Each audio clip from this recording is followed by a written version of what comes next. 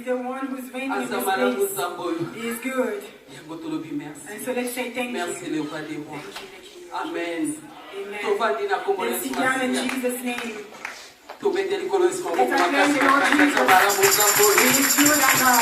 He has granted us His grace. He has allowed for us to stand up here again.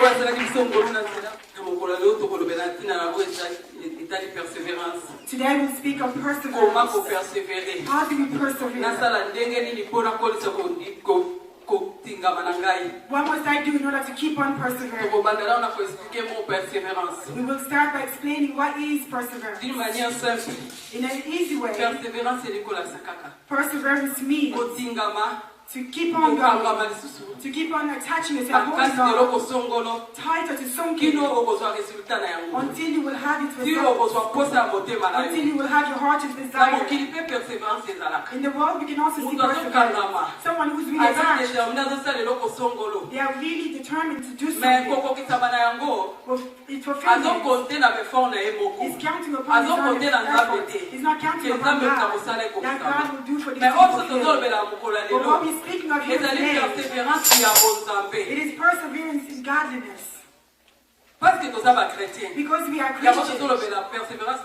And so we're speaking about godly perseverance. It means that someone is attached. He's holding on to prayer.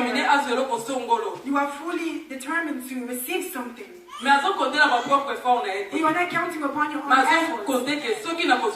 But you are counting that you can receive. It's only God who can give you such things. And so we say, perseverance, godly perseverance.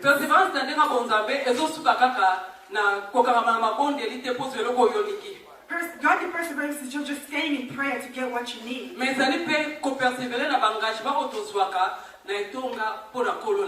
also to persevere in the commitments that we have towards our God. And so this is what we are speaking of today. Perseverance in our prayer life. In the commitments that we have towards our God. You committed to God that in the assembly you will do something. Maybe I will be buying fuel. Or maybe water for the servants. Or I will be looking after the children in the Sunday school. And so we said you must persevere. Why we are speaking of perseverance on this day? It is because all of us, we need to persevere. And we need for our perseverance to keep on going. Because the way we are here, we have different levels of perseverance. From one person to the other. We are all different. Someone is really determined. A determined person.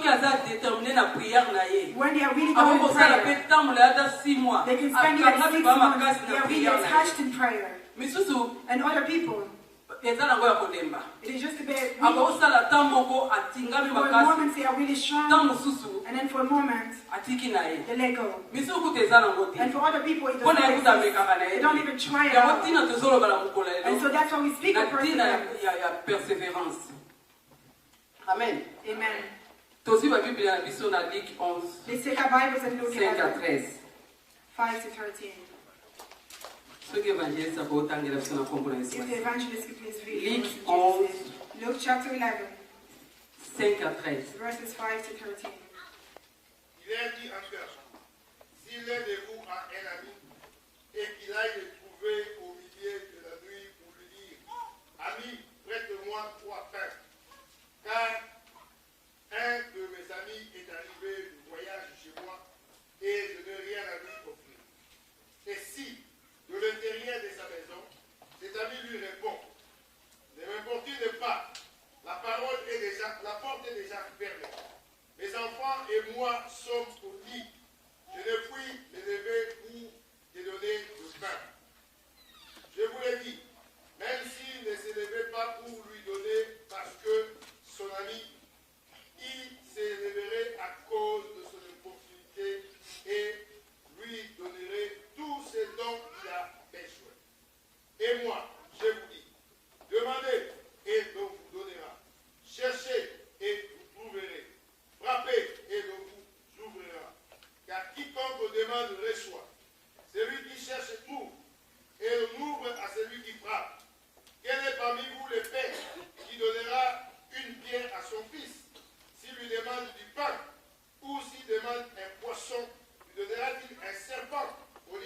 bénédiction.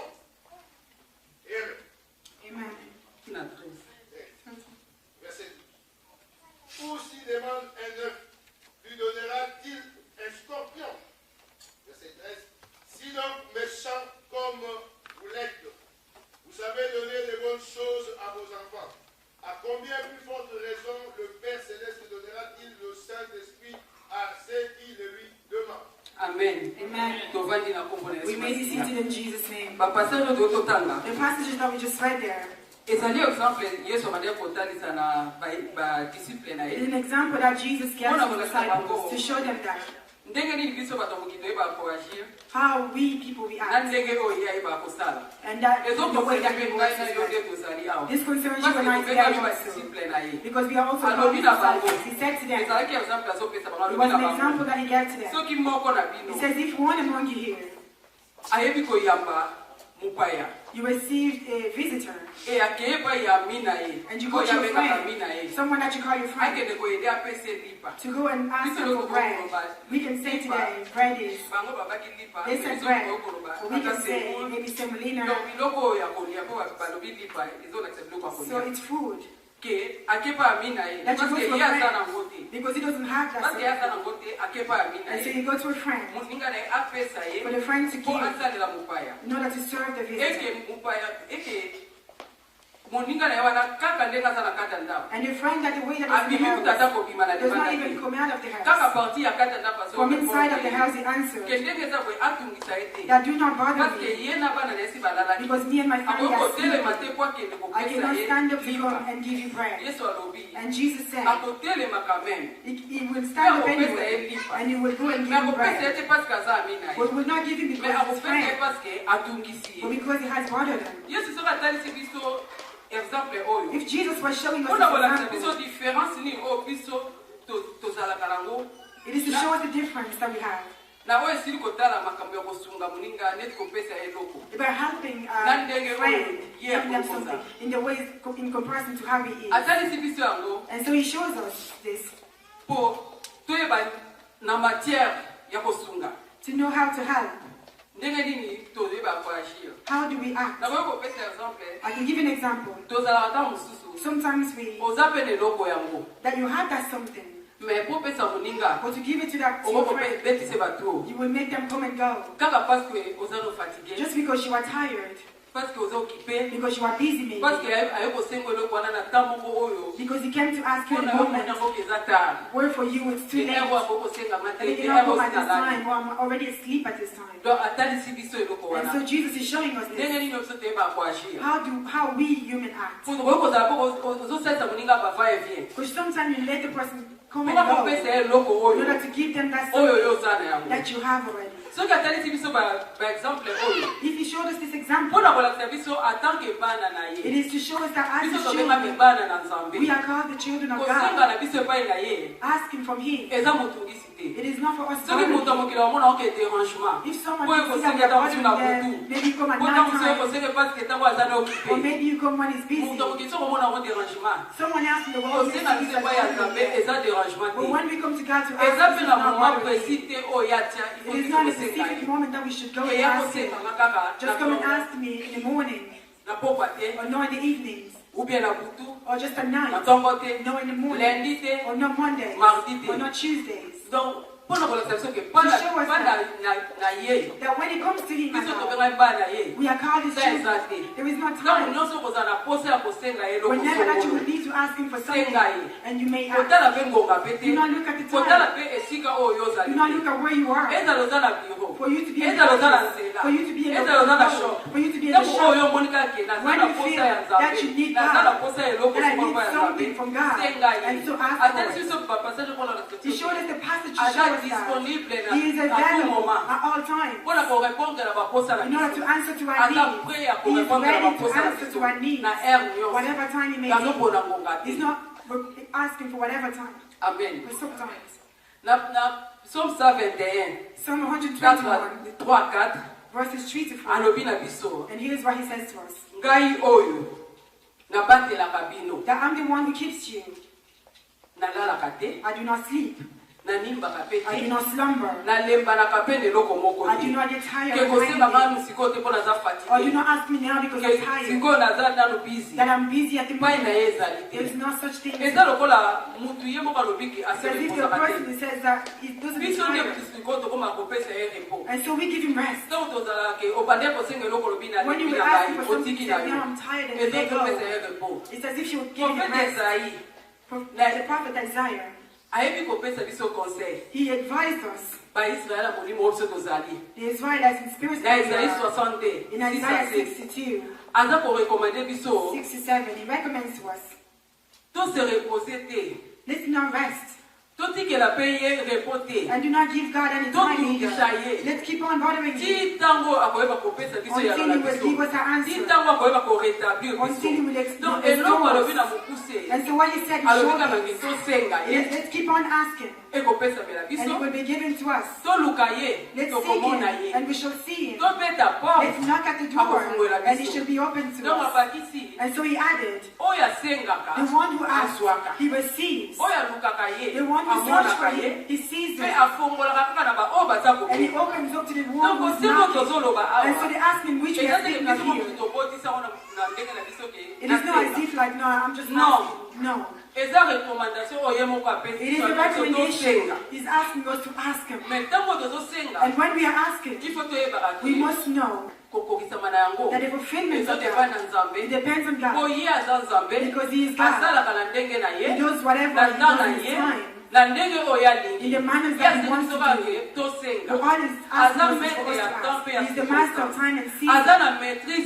He's in control of time and season. And what he's asking us to do is ask. Let's keep on persisting asking.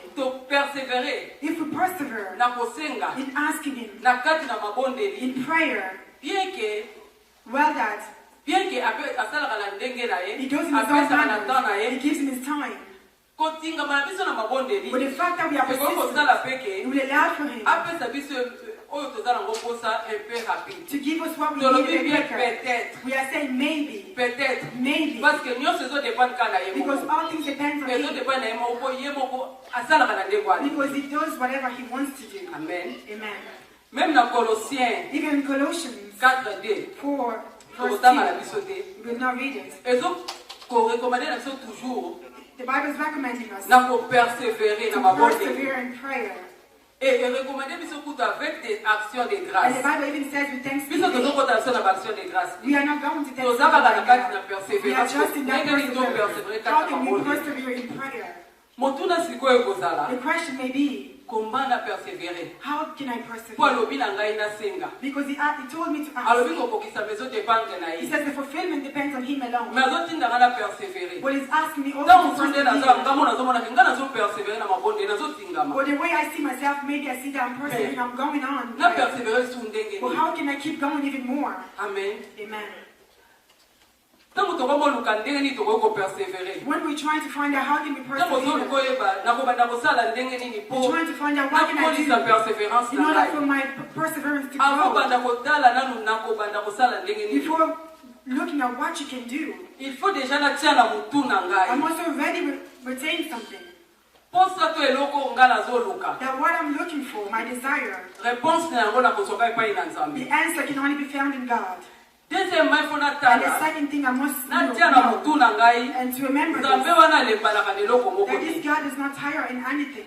And the third thing is, I must know that in God not able to be so easy, it can take time as well. I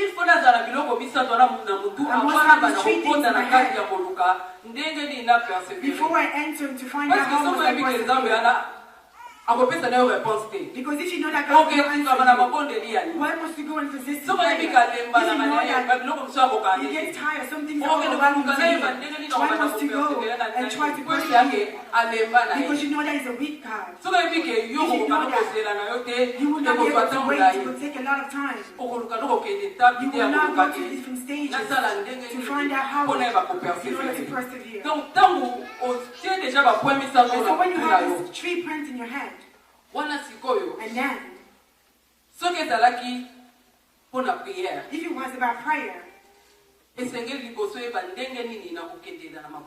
must know how must I go on with my prayer. It's a decision that you are making yourself. And so the first part is decision. I can give you an example of this. That when we want to start work you will know that this will start maybe at 9 a.m. or 10 a.m. On your side, you will plan something. One was checking. I will wake up at such time. I will wash myself. And then I will take my transport at this time. I will arrive in work at this time. So you plan something. You have a schedule. And so it is the same with prayer too. When you want to grow in perseverance, you must have a certain schedule. Maybe you can do, for example, that I will be praying 3 times a week. You must have a certain calendar, a certain schedule. The time that you will be praying. If it is for a commitment that you take, that we said maybe that you would buy the fuel, or maybe to buy bottles of waters for the servant. It must include that in your budget because it concerns money. Because if it's not included in your budget, you will fall into that this month you buy, and then the next month you are able to buy. But the decision that you make, you must obey and to do it.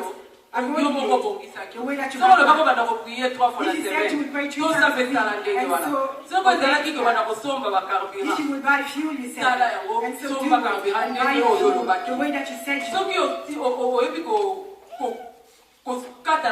If you stop along the way, this is a failure that you committed yourself to do something, and then you stop along the way. It's a failure. But as you go back to God, and you show Him. Maybe because of your time right now, you're not able to do what you committed yourself to do. Maybe you said you would. You would pray at 10 o'clock. And then you have found a job. You're not able to pray because you work. And so you go aside because you not pray. And so you will go back to God. And you will say to God, you will show Him your schedule that I said I would do this, but I'm not able to do anything. And so you will not want to allow for perseverance to grow. You must be very firm in your decision. When you make a decision, do the way that you said you would. Amen. Amen. Voilà besoin de la deuxième point. And so the second point is that I want to grow my perseverance. Il faut avoir la discipline. I must have discipline. Et donc comme la décision. It is coming together with decision. C'est-à-dire It means that what you said you will do, do it. The way that you had prepared to do it. And the time that you said you would. It is not to say that you would pray at 12 every Monday. But then that the day comes, you do not pray. If you said you would pray on Mondays at 12, and so do it the way that you said you would. If you don't do it this way, that you will pray on Tuesday, this is lack of discipline. Discipline that will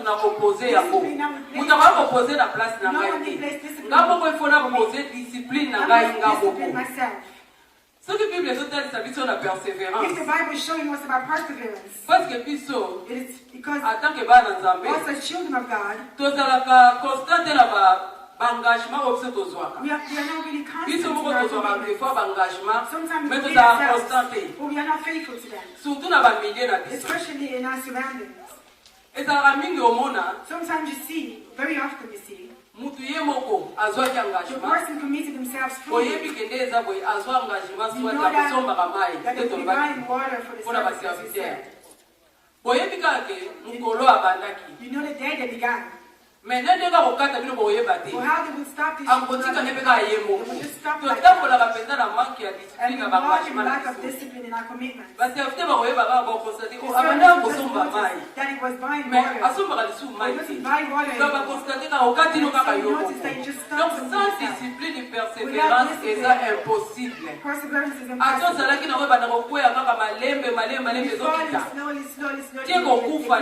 until it will die altogether. On a besoin de la troisième point. And so the third point is Troisième point, c'est que persévérer. that for me who wants to Ngayo nazo persevere, lingana kolisa I persévérance want to na grow, ngai. I want to grow in Ekosenga na perseverance. ngana longola. It will allow for me to it requires for me Ya kolongola. to remove To ko éviter or to biloko prevent nyonso oyo ekoki kolembisa persévérance na ngai. that may weaken my Oyo koki perseverance, kosala ke ngai nalemba na continue kotingama that te. may weaken me and stop me from persisting. Nakopesa exemple I can give you bamaloba an ya example, babe, even bad bamaloba ya badécouragement. words of discouragement, Nde toyokaka na baninga mosusu. as we heard from other Okata people. mosusu yokata na onde eza kwengana bana kosunga église Or financièrement. maybe you commit yourself, you will be helping the Soki assembly mutu moko ayebi financially. yango, And if someone else knows about it, Satan apeka koutilize ka ye. the devil can use that person. Omona bandi koya pembeni na And ye. they come near you. Okontinua kaka kofinansie mbongo Are na you still okuna. financing the assembly? Bazovambela nango te. They are getting rich. Omwa te tala themselves. kutu basombi voiture You na don't see they bought a new car. tala kutu basali boye. Look what they've done. Bamaloba anelembisaka. And these words get Mosusu discouraged you. azoyela oyebi ke And okuyaka someone mpona else eloko is coming to songolo. you. They know that you pray for something. Azoyela o malemi And they malemi. come in slowly to you. Ososeme mpe mingi. And you are Opesaka mpe so enough. bandimi. Do not Ti give. sikoyo ozozwa no solution te. There's no Est-ce solution. okokotika You do te? not just stop. Donc bazoyela komaloba moko oyo ya kolembisa yo. Kesi ekomi trop That tard. is too late for you. Ngai na yo oyo nalingi nakolisa That you persévérance and na I want ngai. to grow in our perseverance. Ekosenga na ngai. Will allow for us Soki maloba ya bongo that ezoya, when these words are coming towards us, nalongola yango. for me to remove it, Na évite to avoid myself, to prevent myself, koyebisaka eloko na ngai nazosala mpona nzambe epai ya moto. to tell him what I'm doing for God. Soki to oyebi someone else. tozokutana na makambo ya bongo. You should know that Po you are aforce facing ya such koyokaka moto wana mingi. Because in fact that you're listening okoyeba to mpo these kokwesa things, persévérance no un jour otiki na yo mpe Perseverance mpo will maloba come azoloba no weekend. chaque fois And- ekoki kolembisa mpe the yo. more you listen to these words, Donc the yango more you motu will alingi weaken. kokolisa And so if you want to grow in il faut perseverance, akanga matoi na you nyonso must oyo block bakoki your ears koyela from ye. everything that may be brought to you. Ye tala kaka objectif For na you to ye. look at your Ngai objective. soki nazoseme That if kasi I'm oyo nasalaka sowing, boye that if I'm doing nayebi something, ke eza mpona I know boye that it's akangi because of matoi this. naye na oyo And nyonso you bakoki block koloba your ne na ears from pembeni everything else donc that you azotala say kaka out. objectif You are na looking at ye your objective. eloko oyo alingi What you eloko want. oyo azozela What pa ya you are mabe waiting for. akangi And matoi so na you ye. block your ears from Quatrième everything point. else. And the fourth point is, ezali ke ngai oyo nalingi nakolisa it is that persévérance for na me that ngai wants to grow in my il perseverance, faut nazala na capacité I must be able ya kosiporte bamakambo eyaka na katikati wana to ntango yo support the things that will ozopersévére come when you are ntango persevering. yo ozoprie When you are praying and you are waiting for something from God, bamakambo eyaka na there are katikati things wana coming in the middle bacirconstance oyo There are eyaka circumstances oyo that esalaka come ke that allows for us ozotingama na koprie that you keep on persisting in prayer, mais situation ekomi su ebebi but the lisusu situation has gotten worse.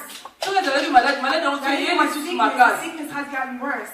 na mopanzi mpe kuna On the bazotiola side yo as well, people are mocking you. bao bayebi situation na People that know bazotiola the yo situation, they make fun of you. bazoseka yo They are laughing at soki oza you. makasi If you are not tokokweya strong enough, you will fall. soki oza makasi If you are not tokokweya strong mpe enough, tokotika you will fall. kopersevere You will stop. yango il faut kosengaka makasi And so ntango you ozopa must ask the nzambe strength from God, nzambe apesao makasi for God to strengthen you, na lisungi ya molimo mosantu through the help of the Holy ozala Spirit, for capable you to become able ozala capable ya kosurmonte oyo nyonso yaka na katikati whatever wana will come in the donc way. réalité ebandako soka eloko Because the mosusu reality will show you else. ebandako something else. le contraire ya oyo It will show ozozela you the contrary to why you're waiting for. amen Amen. cinquième point The fifth point is, ngai oyo nazolinga nakolisa persévérance na I ngai want to grow in my perseverance. esengeli na ngai nazala na patience na kondima I must have patience and faith. sans patience Without sans patience patience, eza impossible mpo yo persévérer it is impossible for you mpo to ndenge keep on toza koloba persevering. na ebandeli As we said at the beginning, nzambe asalaka na ndenge na ye na temps na ye that God does whatever He wants toloba in eke His own kokozwa time. mpe temps We said it could take time. soki yo oza na patience toza If you motema have no moto patience, you're always in a hurry. kaka ndenge yo osengaki wana Just priere the na way yo that you ask in your kaka prayer, ndenge ozwaki the engagement way wana that you committed olinga yourself, mbala you moko want for things to be isila done deja straight away. nzambe ayeba For korépondre God to answer you. soki oza motema moto If you are always in a hurry like eza that, pasi it is very hard. mpo kosuka na nzela Because you will end up on the esengeli way. ifo ozala motema ya kokita You must be really ozela down. You must wait na motema ya kokita with patience. amen Amen. Our God, you cannot place time on him because he is the master of time. Do not give time to him and say, the way it is, the way I've done this now. Il faut d'ici là 2 jours, 3 jours, That in 2 days or 3 days time I passer will la see tête this. en côté. No, you cannot. Zala kati na Time down. patience. Be patient. Zala kati na kondima. Have faith. Zala kati na kondima. Have faith. Parce que sans kondima, Because without faith, without faith, eza inutile. it is useless. Eza It inutile. is useless. Amen. Amen. Et c'est chaque fois. All the Nasenga time, kala nzambe. I must ask Nakata God, prière na that in my ngai. prayer, Nzambe kolisa kondima na God ngai. strengthen my Kembi faith. sa kondima na God ngai. strengthen my Parce que faith. sans kondima, Because without faith, eza pasi po yo it's ba very difficult persévérer. for you to keep on Kondima persevering.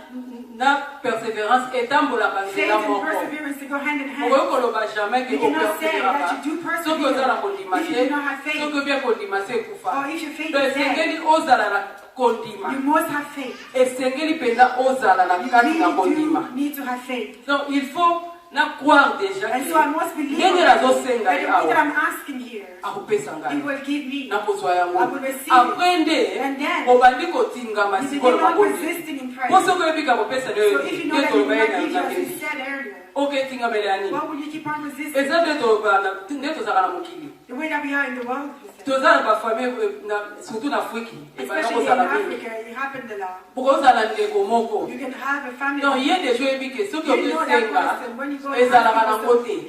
ata never have batu anything. nyonso oyo osengaka You can keep on going. ezalaka nango te, There's akabaka never na ye te. anything. There's no share. sikoyo ya nini yango oluka okende kotiela ye motema And so what will you okende come to that kosenga ye. person? What will you go and ask that Donc person? eza ndenge And so moko. it's the same as Donc well. il faut tocroire We nanu must believe first of all. tondimake We nakozwa must yango believe that I will receive this. après obandi And then you kopersevere. keep on persevering. Ntango toza kondima wana When you have this faith, kondima wana eza na liloba na ye faith is in the word parce of que liloba God. na ye eza Because the word of vérité. God is the truth. Dans la place wapi tozokota na 6e point na And this is biso where we enter into our 6th point. moto alingi kokolisa The persévérance na person ye who wants to allow for the perseverance of esengeli God, alingaka liloba ya nzambe you must love the word of God. ameditaka You yango must meditate upon it. ayokaka mpe liloba You wana. must hear this word also. liloba ya nzambe The word of God. eza soutien monene mpo na ngai na oyo tolingi tokolisa It is a persévérance na great biso support for you and eza I who pesa want to grow soutien that monene perseverance. It's a great support because parce que ata olingaki olemba when you wanted to give up, ata olingaki